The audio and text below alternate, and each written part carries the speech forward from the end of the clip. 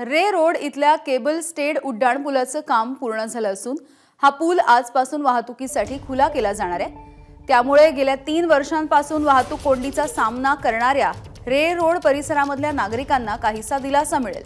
मुंबईमधील रस्ते मार्गावरील केबलवरती आधारित रे रोड हा पहिलाच उड्डाणपूल आहे। आता मात्र जोपर्यंत रे रोड स्थानकाचं जुनं बांधकाम पाडून नवीन बांधण्यात येत नाही तोपर्यंत प्रवाशांना अधिकची पायपीट करावी लागेल। आणि इथला आढावा घेतला आहे आमचे प्रतिनिधी अक्षय भाटकर यांनी।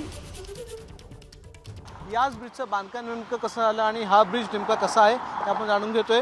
हा एक केबल स्टेड ब्रिज आहे आणि मुंबईतला हा पहिला केबल स्टेड ब्रिज आता वाहतुकीसाठी खुला करण्यात येणार आहे।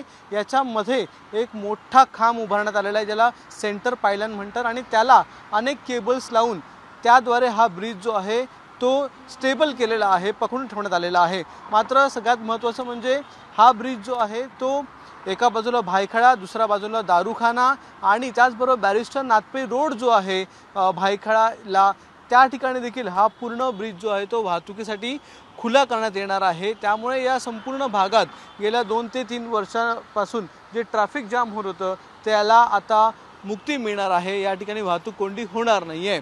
येणाऱ्या काळामध्ये रेल्वे स्टेशनचा आताचं बांधकाम तोडून नवीन बांधकाम त्या ठिकाणी होईल आणि नवीन जी एंट्री आणि एक्झिट पॉईंट आहे तो देखील बांधण्यात येईल असं सांगण्यात येते। मात्र तोपर्यंत रेल्वेच्या प्रवाशांना याची वाट बघावी लागेल। त्याचबरोबर पादचारी पूल देखील नसल्यामुळे या ब्रिजवर जे आसपासचे नागरिक आहेत ते थोडेसे या ठिकाणी नाराज झालेले आपल्याला दिसून येत आहेत। मात्र अतिशय चांगला आणि अद्ययावत तंत्रज्ञान वापरून हा पहिलाच महारेलचा ब्रिज जो आहे तो आता लोकार्पित केला जाणार आहे। त्यामुळे अशा प्रकारे टिळक ब्रिज असेल, भायखळ्याचा ब्रिज असेल हे देखील याच टेक्नॉलॉजीवर आधारित असलेले ब्रिज येणाऱ्या काळामध्ये ओपनिंग केले जाणार आहेत। त्यामुळे हा जो पहिला ब्रिज आहे तो मुंबईतल्या वाहतूक कोंडीला एक उत्तर म्हणून पहिला हा जो ब्रिज जो आहे तो आज लोकार्पित केला जाईल।